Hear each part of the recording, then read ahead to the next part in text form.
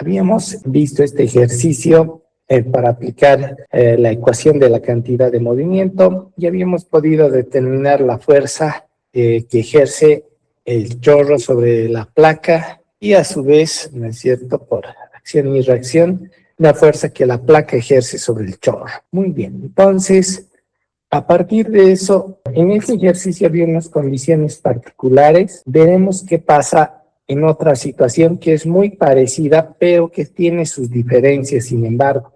Dice, en este caso, tenemos aquí un caudal 1 que está llegando por esta tubería de diámetro D1 y el agua toma dos direcciones, ¿no es cierto? Se va por una tubería de diámetro menor de 3 hacia el sur, diremos, no necesariamente es hacia abajo, ¿no es cierto? Podría ser esto una vista en planta. Dice que este está contenido en un plano horizontal. Entonces lo estamos viendo en planta, llega el agua por aquí, un caudal 2 se va por acá y un caudal 3 se va por el otro lado. Sabemos por continuidad que el caudal 1 tiene que ser igual a la suma del caudal 2 y del caudal 3, ¿no es cierto? Bien. En este caso, ya conocemos los caudales que van a cada lado. Tenemos el 1, que es 20, el 2, que es 15, y entonces automáticamente, ¿no es cierto?, ya sabemos que el caudal 3 tiene que ser ¿cuánto? 5, ¿no es cierto? Llega aquí 20, se va 15 por aquí, los restantes 5 se tiene que ir por el otro lado. Y entonces el caudal 3 es una de las cosas que fácilmente podemos determinar. Y los diámetros, tenemos el 1 y el 2 son 100 milímetros y el 3 es 50 milímetros. Además sabemos la presión de llegada aquí al accesorio donde se genera la división. Sabemos que llega con 100 kilopascales de presión y que las pérdidas de energía en el accesorio son desde 1 hacia 2, de 0.112 milímetros, y desde 1 hacia 3 de 0.248 metros, ¿no? 248 milímetros. Esas son nuestras pérdidas de energía. Bien, entonces, ¿qué es lo que toca hacer para resolver el problema? Y a ver, trataremos de trabajarlo aquí en esta misma diapositiva. Entonces, empezaremos aquí, ¿cierto? Entonces, 1 por continuidad o conservación, ¿no es cierto? Conservación de la masa. Lo que vamos a tener es que el Q1 es igual al Q2 más el Q3, ¿no es cierto? Dice que este es 20 litros por segundo, va a ser igual al caudal 2, que es 15, dividido más el Q3, ¿no? Entonces, ese es nuestro primer tema, que el caudal 3 ya sabemos que es ¿cuánto? 5, ¿no es cierto? 5 litros por segundo.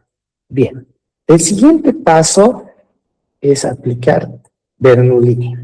¿Sí? Aplicamos la ecuación de la energía. Bien, entonces la ecuación de energía nos va a permitir determinar las presiones en los puntos 2 y 3. En el ejemplo anterior ya conocíamos las presiones y más bien no conocíamos los caudales, ¿no es cierto? Entonces, entre 1 y 2, si yo tengo de 1, ¿no es cierto?, de energía 1 menos las pérdidas de energía 1, 2, va a ser igual a la energía en el punto 2, ¿no es cierto? Es decir, el agua se está moviendo en esa dirección. Entonces, la energía 1 va a ser Z1 más presión 1 sobre gamma más velocidad 1 al cuadrado sobre 2G menos las pérdidas de energía 1, 2, ¿no es cierto?, que es 0,112, es igual a Z2 más presión 2 sobre gamma más la velocidad 2 al cuadrado sobre 2G.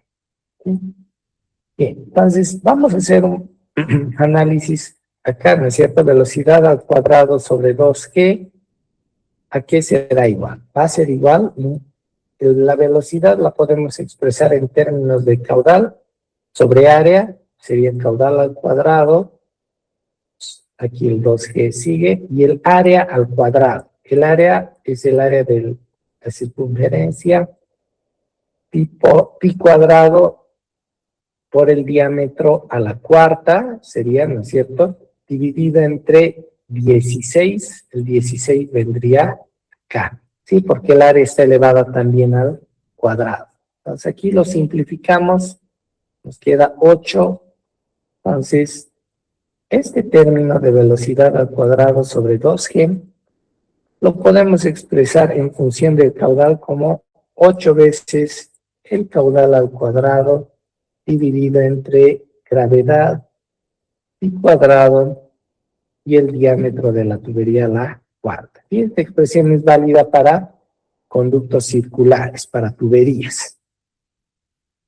Bien, entonces, ¿qué más? Si esto está en un plano horizontal, ¿no es cierto? Anotaremos dónde está, aquí abajo, ¿sí? Como estamos en un plano horizontal, entonces, ¿qué sucede? Entonces, Z1 es igual a Z2 y es igual a Z3, ¿no es cierto? Todos se encuentran a la misma altura. Bien, entonces, eso nos permite simplificar, ¿no es cierto? Se van a simplificar ahí esos dos, se van a anular entre ellos. Y entonces, nuestra ecuación, ¿cómo va a quedar? Vamos a tener aquí la presión 1 sobre gamma más, y aquí ya lo pongo en función de caudal, ¿no es cierto? Tendríamos el 8 caudal 1 al cuadrado sobre gravedad y cuadrado diámetro 1 elevado a la cuarta menos el 0,112 va a ser igual a la presión 2 dividido entre gamma más, ¿no es cierto?, igual 8 caudal 2 al cuadrado dividido entre gravedad. La presión 1 conocemos, voy a resaltar los conocidos. Presión 1 conozco, gamma conocemos, ¿sí? ¿No es cierto? Es geometría. El caudal 1 conozco, el diámetro 1 conozco, ni qué decir de las constantes. Caudal 2 conozco, el diámetro 2 conozco. Entonces, mi única incógnita acá es el caudal, digo, la presión P sub 2. Entonces, esto me va a permitir encontrar la presión 2. Por favor, si podemos, bueno, en este caso el diámetro ambos es 0,1 y el caudal hay que poner en metros cúbicos por segundo, ¿cierto? Sería 0,02 y 0,015. Bien, entonces si reemplazan, ¿cuánto nos da la presión 2? Avancemos mientras. Entre 1 y 3 hacemos lo mismo, ¿no es cierto? Entonces, ¿qué vamos a tener? ¿Qué vamos a tener? Vamos a tener que la presión 1 sobre gamma más 8 caudal 1 al cuadrado sobre gravedad pi cuadrado diámetro 1 a la cuarta menos la pérdida desde 1 hasta 3 menos 0,248 va a ser igual a la presión 3 en este caso dividida entre gamma más 8 caudal 3 al cuadrado dividido entre lo mismo, ¿no es cierto? Gravedad pi cuadrado diámetro 3 a la cuarta. Entonces de ahí encontramos la presión 3. Bien, ¿alguien tiene el valor? Inge, de la presión 2, 421,4. 421,4. Ok, anoto, aunque me parece un poco alto. Ya, 421,4. ¿Y cuánto le sale la presión 3? He pasado a la siguiente diapositiva, que aquí está lo que estábamos haciendo. En este caso, se ha calculado con los caudales las velocidades en cada uno de los puntos y se ha calculado la energía cinética para luego poder reemplazar en las ecuaciones. Fíjense, la presión 2 sale 100,31 y la presión 3 sale 97,57. Entonces, con el 400, ahí había una cosita, pero les agradezco mucho de haber hecho el cálculo. Entonces, una vez que tenemos las presiones, ¿no es cierto? El siguiente paso va a ser aplicar la ecuación de la cantidad de movimiento, ¿cierto? Entonces, voy a volver aquí a la figura. Este valor lo vamos a dejar aquí donde está. Esto lo vamos a borrar. Sí. Entonces, luego tengo que ver el tema de las fuerzas. Entonces, ¿qué es lo que voy a identificar? Aquí aíslo mi volumen de control que estoy analizando. ¿Cuáles son las fuerzas que actúan sobre este elemento? Del lado izquierdo tengo una fuerza producida por la presión 1, que va a ser presión 1 por área 1. Al norte tengo presión 2 por área 2, al sur presión 3 por área 3. Y voy a tener las fuerzas en el accesorio, ¿sí? Una fuerza Fx y una fuerza Fy, que son las fuerzas que ejerce el accesorio sobre este chorro. Las direcciones de Fx y Fy, a priori no las conocemos, pero podemos más o menos intuirlas.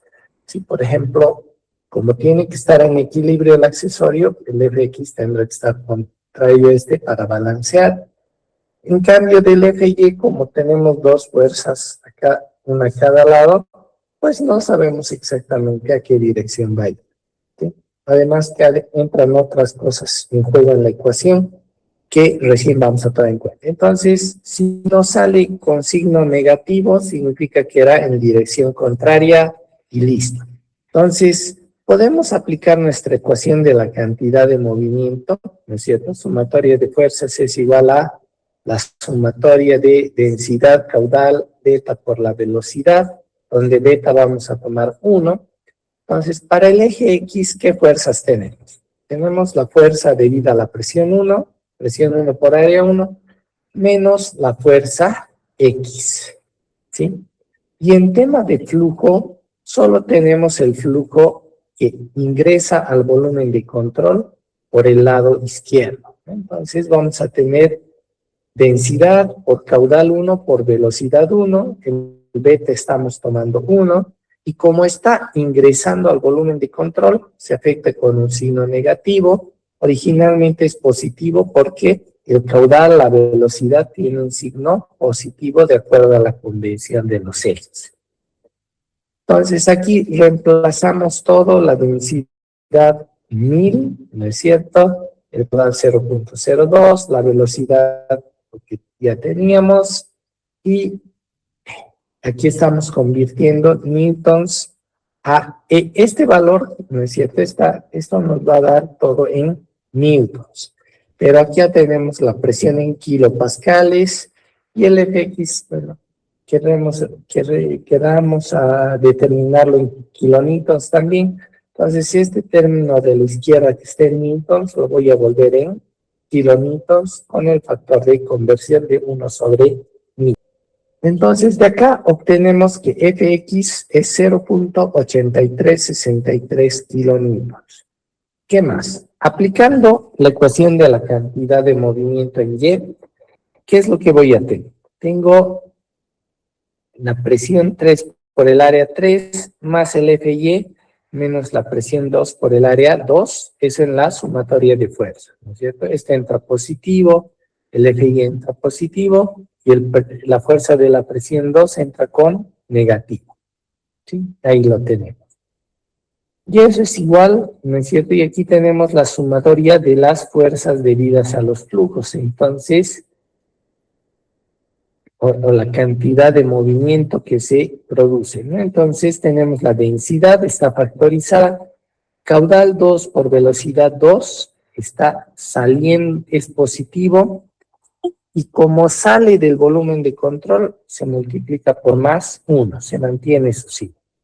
En cambio, el caudal 3 volumen 3 es negativo, está en sentido contrario, ¿no es cierto? El caudal 3, velocidad 3, está saliendo hacia el sur, es negativo, y como está saliendo, igual se mantiene el signo negativo.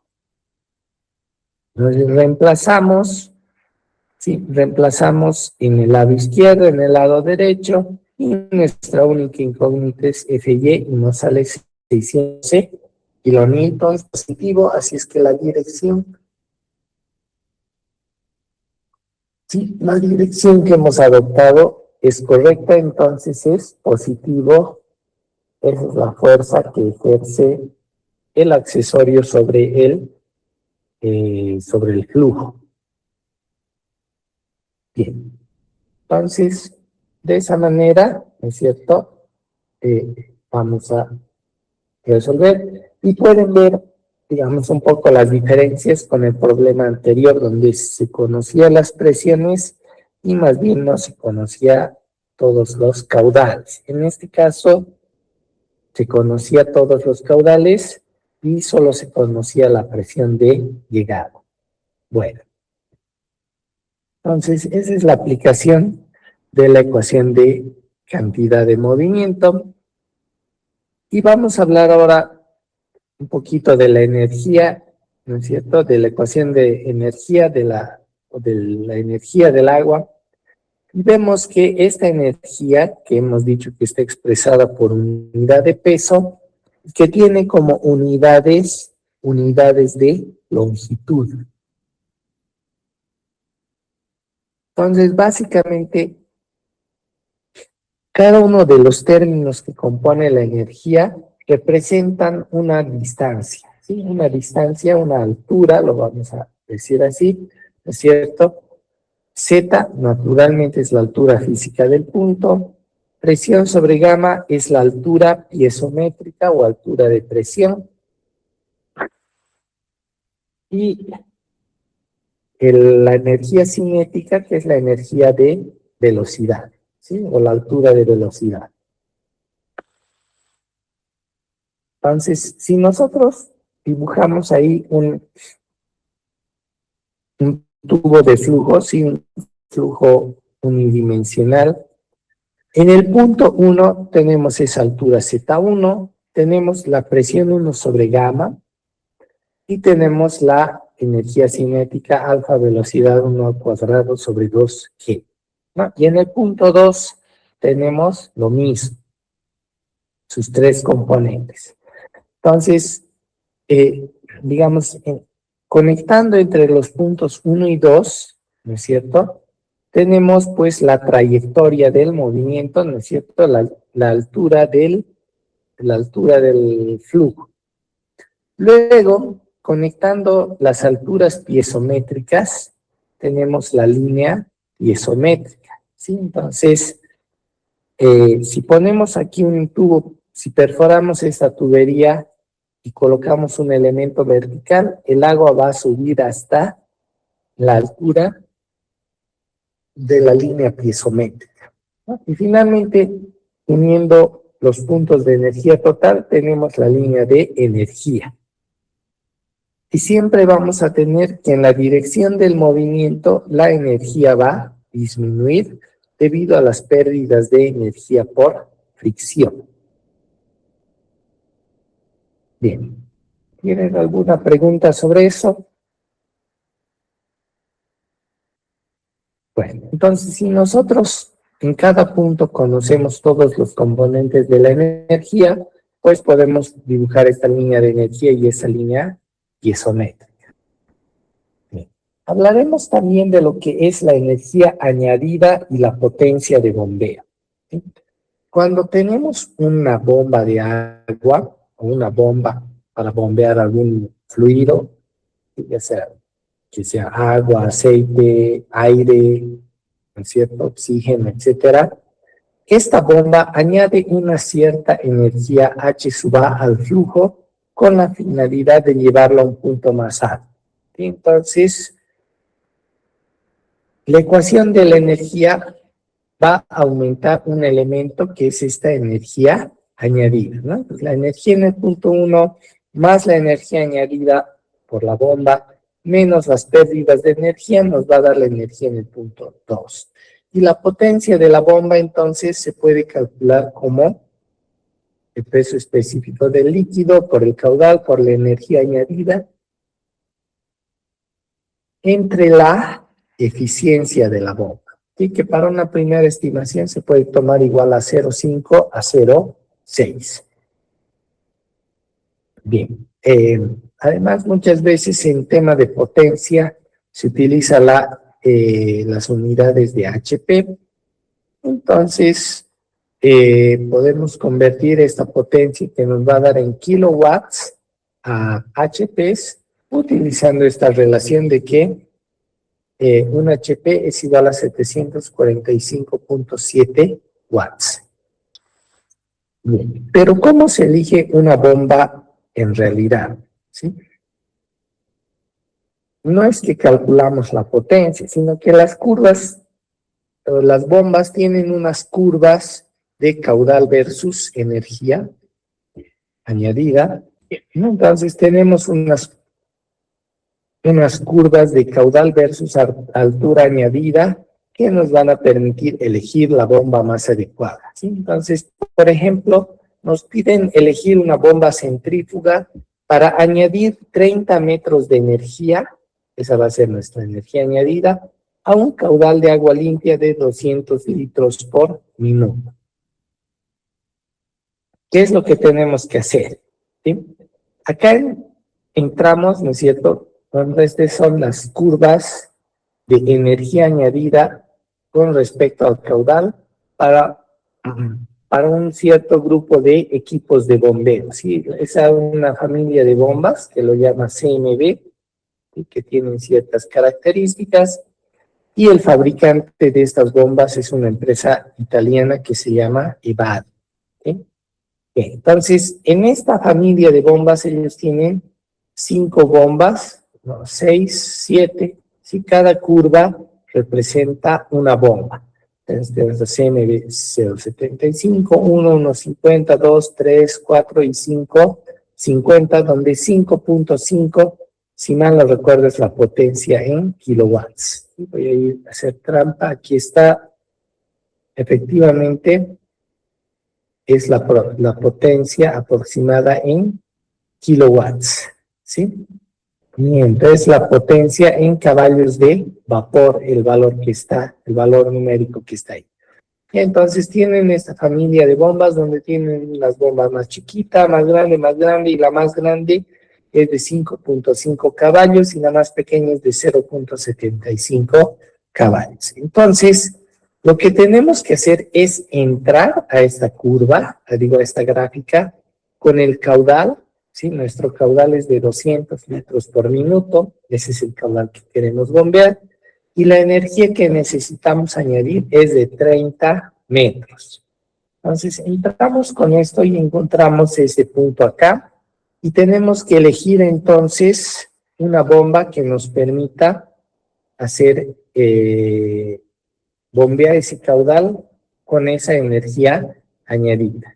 Entonces entramos a la curva con las dos y tenemos que elegir la curva que se encuentra por encima.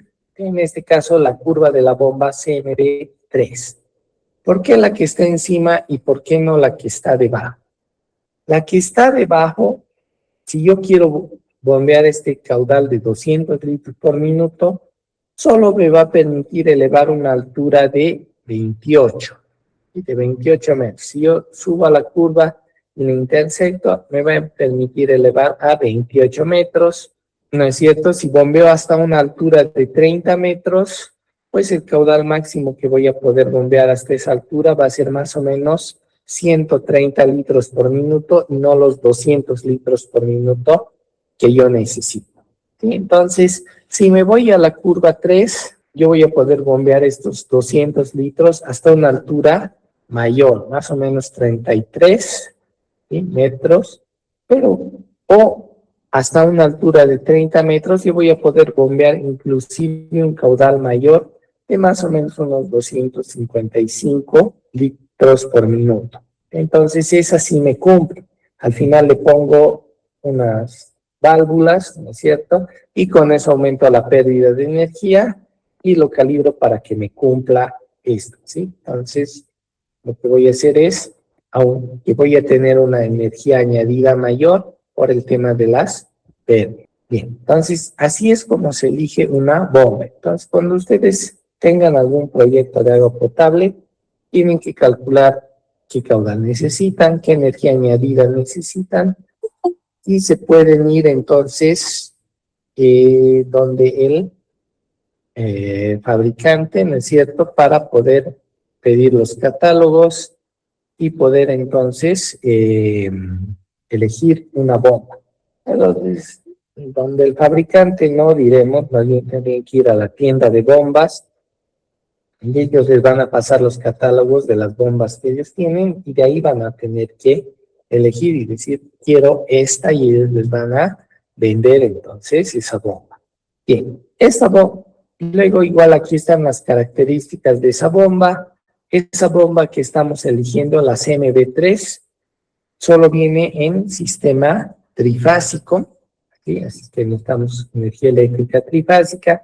Si es alguna población rural donde no hay energía trifásica, habrá que buscar otra bomba monofásica que sí cumpla, ¿sí? De estas bombas en monofásico no tendríamos una que cumpla. Bien, esta bomba tiene una potencia de 2.2 kilowatts o de 3 caballos de vapor. Y aquí están algunas características eléctricas que van a servir para que va a diseñar las instalaciones eléctricas, ¿no es cierto? Que tiene que ser un ingeniero eléctrico o, bueno, si ustedes lo estudian un poco, igual podrían hacerlo en su momento. Bien, aquí tenemos un ejemplo típico, ¿sí? Y es una de las cosas que yo les pido que ustedes aprendan en la materia y sepan realizarlo. Tenemos aquí un depósito A y tenemos un depósito B. Entonces, tenemos esta estación elevadora, ¿no es cierto? Queremos bombear el agua desde este punto A, desde este estanque A este depósito B. En el problema nos están dando la pérdida de energía en el punto 2, 3, ¿sí? En este tramo que conecta el estanque con la bomba, tenemos una pérdida de energía de 6 metros. Y en el tramo 4, 5, tenemos una pérdida de energía de 15 metros. Vamos a aprender a calcular las pérdidas de energía en el siguiente capítulo. Entonces aquí nos está dando ya como dato. Bien, entonces el caudal que deseamos bombear es 145 litros por segundo. El diámetro de la tubería es de 250 milímetros, ambas tuberías. ¿Qué nos dice? Estimar la potencia de la bomba considerando un rendimiento N igual 0,65 y B, calcular las cotas de la línea piezométrica y de energía y calcular la presión en el punto 2 en kilopascales. Bien, entonces, ¿qué es lo que tenemos que hacer? Y podemos aplicar la ecuación de la energía directamente entre los puntos 1 y 5. ¿Sí? Me puedo ir del punto 1 al punto 5. Si me voy del 1 al 2, del 2 al 3, del 3 al 4, del 4 al 5, también funciona, pero es mucha vuelta. Les va a salir varias ecuaciones que tienen que reemplazar y luego al final van a terminar con la ecuación del punto 1 al punto 5. Entonces, directamente del punto 1 al punto 5. Un aspecto muy importante en este caso, ¿cuál es? Voy a hacer un acercamiento. Fíjense, aquí El agua sale de la tubería en el punto 5, ¿sí? Y en el punto 5 hay una caída del agua al depósito y eso produce turbulencia y ahí hay unas pérdidas de energía que son difíciles de cuantificar. Entonces, en el punto 5 yo conozco toda la información. Voy a conocer la velocidad del agua, voy a conocer la presión que es atmosférica. Entonces, ahí voy a hacer el balance de energía y sé que aquí llego con una pérdida de 15 metros en la segunda tubería. En cambio, si tomo un punto aquí en el espejo de agua, no voy a saber cuánto es la pérdida de energía del punto 5 al punto 6 porque es una caída libre. Siempre a la salida de la tubería, a menos de que la salida de la tubería esté por dentro del agua y entonces sí tenemos que tomar el punto arriba donde conocemos ya el tema de la presión, ¿sí? Entonces, hay que elegir el punto donde se conoce la presión. En este caso aquí es la presión atmosférica. Bueno, aquí también es atmosférica, pero no sabemos cuánto es esa pérdida de energía del punto 5 a ese punto hipotético 6. Entonces, planteo la ecuación de la energía entre 1 y 5 y voy a tener eso que ven acá, ¿no es cierto? La energía en el punto 1 más la energía añadida por la bomba menos las pérdidas de energía por fricción es igual a la energía en el punto 5. La presión en el punto 1 es 0 y en el punto 5 también es 0. La presión en el punto 1 es atmosférica y en el punto 5 también es atmosférica, entonces es 0. Además, el punto 1 está sobre una superficie grande, entonces la velocidad caudal sobre área grande nos va a dar una velocidad muy pequeña, entonces también vamos a considerar que esa velocidad es despreciable, igual a 0. ¿Sí? Bien, entonces reemplazamos eso acá en la ecuación y además el alfa vamos a tomar 1 asumiendo flujo turbulento y nuestra ecuación se va a simplificar a esto, a eso que ven ahí abajo, porque hay varios ceros. Entonces todo lo que es cero se va de la ecuación y nos vamos a quedar con esto. Entonces, puedo reemplazar ahí los valores. Bueno, aquí estamos viendo lo de la velocidad cuadrada sobre 2g, como se expresa en función del caudal.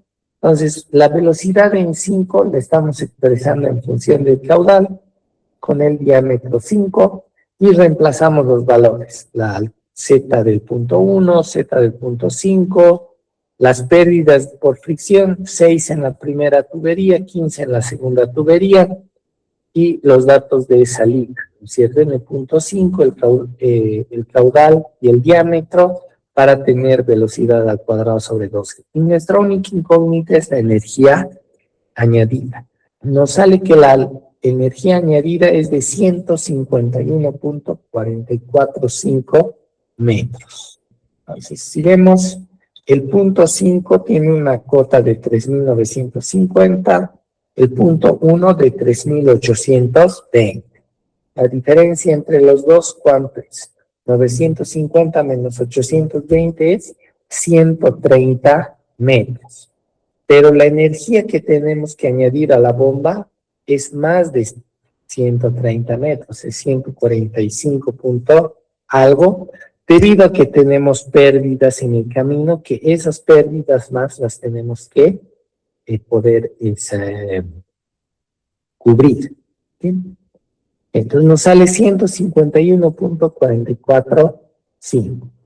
Bien, para estimar la potencia podemos utilizar la fórmula de la potencia. En realidad ya con la altura y el caudal podríamos entrar a los gráficos de las bombas. En este caso no nos dan los gráficos de las bombas, así es que vamos a usar la fórmula con el n de 0,65 que nos da y nos sale una potencia de 331.08 kilowatts, que es equivalente a 443.99 HPs. Entonces esta es una bomba bastante grande y vamos a tener que seguramente ver con un proveedor de que nos pueda fabricar una bomba para esa potencia, para ese caudal y para esa energía añadida. ¿Sí? En el mercado no vamos a encontrar una bomba así de grande. Lo siguiente va a ser el cálculo de las cotas de la línea piezométrica y de la línea de energía. Una forma de hacerlo bastante sencillo es utilizar una tabla como esta, donde tenemos aquí en naranja los puntos, los puntos 1, 2, 3, 4 y 5, y aquí en verde los tramos que conectan los diferentes puntos, 1, 2, 2, 3, 3, 4, 4, 5. Tenemos aquí la cota de cada punto, tenemos la presión sobre gamma, ¿es cierto? Fíjense, son los componentes de la energía Z, presión sobre gamma y velocidad al cuadrado sobre 2E. Entonces, en el punto 1 sabemos que la presión es 0, y en el punto 5 la presión es 0, los demás no conocemos. Y la velocidad al cuadrado sobre 2G la podemos calcular, ¿no es cierto? En el punto 1 estamos poniendo 0, porque hemos dicho que es despreciable. Y en el resto de los puntos ya estamos en la tubería. Estamos en el punto 2, 3, 4, 5. Estamos en la tubería, entonces podemos calcular esa velocidad al cuadrado sobre 2G con la fórmula esta de acá, ¿no es cierto? Y sabemos que eso nos da 0.445. En los 4 puntos tenemos esa misma velocidad. ¿Qué más? La cota de la línea piezométrica es igual a la Z más presión sobre gamma, ¿sí? Y la cota de la línea de energía es la suma de los 3, o la cota de la línea piezométrica más velocidad al cuadrado sobre 2G. En este caso es el mismo valor, ¿sí? Bien, las pérdidas por fricción también están en la tabla. Entre el punto 1 y 2 no tenemos información de las pérdidas, se supone que es 0. En el tramo 2, 3 es la primera tubería, la pérdida de energía es 6. En el 3, 4 es la bomba, ahí es donde vamos a tener la energía añadida, que ya la hemos calculado, de 151.445. Y en el tramo 4-5 tenemos esa pérdida de 15. Entonces, con eso hemos rellenado aquí toda la información que ya era conocida. Entonces, ¿cómo vamos a rellenar lo demás? ¿Sí? El primer paso es poder calcular entonces la cuota de la línea de energía en todos los puntos, ¿sí? Fíjense, a ver, partimos del 3820. Entonces, desde este punto hasta el siguiente punto, la pérdida de energía es 0. Entonces, este menos este me va a dar la energía en el siguiente punto. Lo voy a dibujar. ¿Dónde está el cursor? Ahí está. Entonces, este, ¿no es cierto? Menos eso nos va a dar este otro. ¿Sí? Y lo mismo aquí. Esto menos eso, ¿no es cierto? Nos va a dar este otro, ¿sí? 3820 menos 6, 3814. Acá no tenemos energía pérdida, sino más bien tenemos un aumento, ¿no es cierto? Añadimos energía, entonces aquí estamos sumando. Más 151.445 nos va a dar este 3965.445. Luego, aquí tenemos pérdida, restamos. Y finalmente obtenemos el valor de la energía en el último punto. De esa forma obtenemos las cotas de la línea de energía. Para tener la cota de la línea piezométrica, ¿qué es lo que tenemos que hacer? La cota de la línea piezométrica se puede calcular por dos caminos. Podemos calcular como Z más presión sobre gamma. En este caso tenemos los zetas para estos puntos, pero no tenemos presión sobre gamma.